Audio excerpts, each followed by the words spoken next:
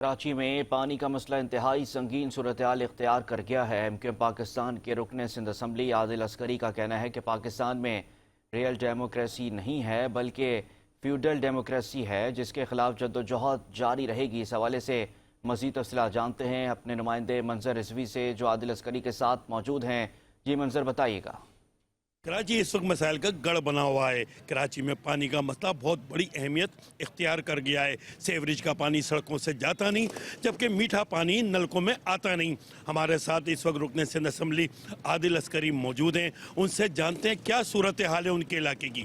جی، میرے علاقے کی تو بڑی بدتر صورتحال ہے، نہ کہ میرے علاقے کی بلکہ یہ پورے کراچی کا یہی حال ہے۔ لیکن اصل میں ہم کراچی کی بات کریں تو بھائی ہم سندھ کے ان غریب ہاری مزدور کسانوں کی نمائندگی بھی کرتے ہیں، ان کے ہاں بھی وہی حال ہے۔ ہم پہلے کراچی کی بات کرتے تھے، اب پورے سندھ کی بات اس لیے کرتے ہیں کیونکہ ہمیں لگتا ہے کہ ہم سے زیادہ ابتر حال تو ان کا ہے۔ تو یہ 16 سال کی جو مسلسل اور تسلسل کے ساتھ جو حکومت رہتی ہے تو اس کا یہی حال ہوتا ہے۔ یہ سنکنگ میں ہے اور یہ کسی دن بھی ڈوبے گی، تو ہم اس ڈوبنے کا انتظار کر رہے ہیں اور اپنا رول باقاعدہ پلے کر رہے ہیں۔ یہاں پر جتنا کوشش کر سکتے ہیں ٹف ٹائم دے رہے ہیں، جو اچھا یہ کام کرتے ہیں اس کی حمایت بھی کرتے ہیں، اور جو یہ برا کام کرتے ہیں اس کی مخالفت بھی کرتے ہیں اور اختلاف بھی رکھتے ہیں اور مہذب اور تہذیب کے دائرے میں کرتے ہیں۔